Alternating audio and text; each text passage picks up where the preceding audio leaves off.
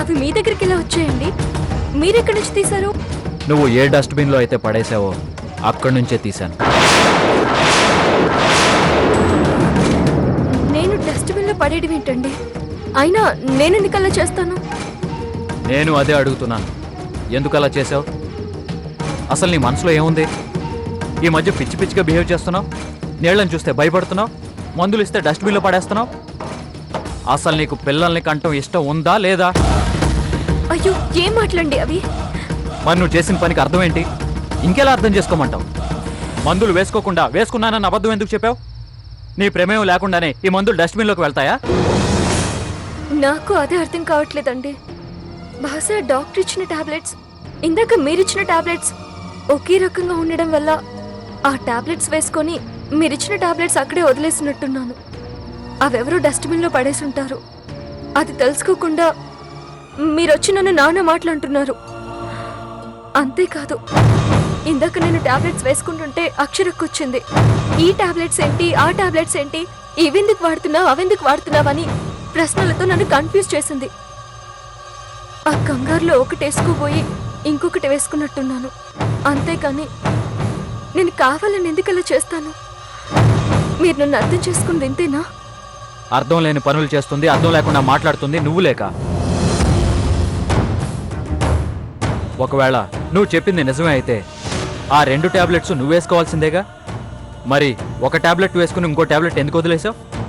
ఏంటండి మీరు? ఎంత చెప్పినా మళ్ళీ మొదటికే వస్తారు. మీరెవరి కోసం మందులు తెచ్చారు?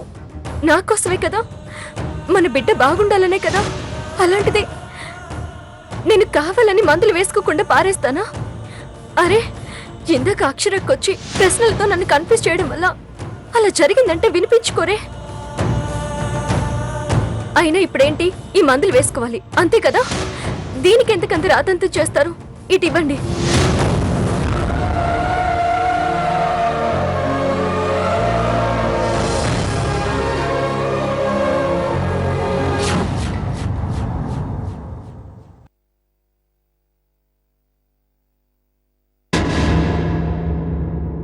డాక్టర్, రండి. మీకోసమే వెయిట్ చేస్తున్నాను. చెప్పండి డాక్టర్. ఏదో అర్జెంటుగా రమ్మన్నారు, అది నన్ను ఒంటరిగా రమ్మన్నారు.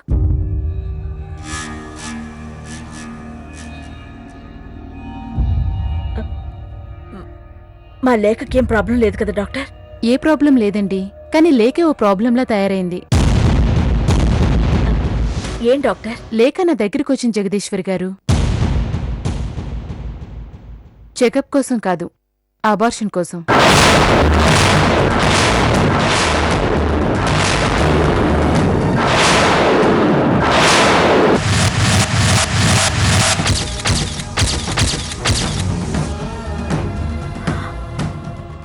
ఏం మాట్లాడుతున్నారు డాక్టర్?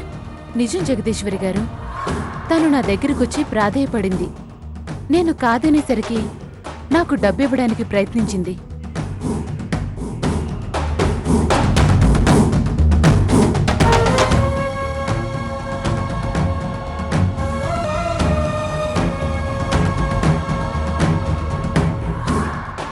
ఆ టాబ్లెట్స్? కంగారు పడకండి. నేను తనకిచ్చిన టాబ్లెట్స్ అబార్షన్ కోసం కాదు, బిడ్డ ఇంకా ఆరోగ్యంగా ఉండటం కోసం.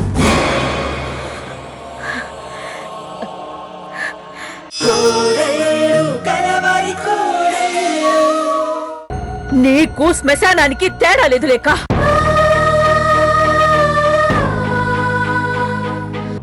నువ్వు బిడ్డకి జన్మనిచ్చిన మరుక్షణం నీ భర్తకి మాతృవియోగం కలుగుతుంది.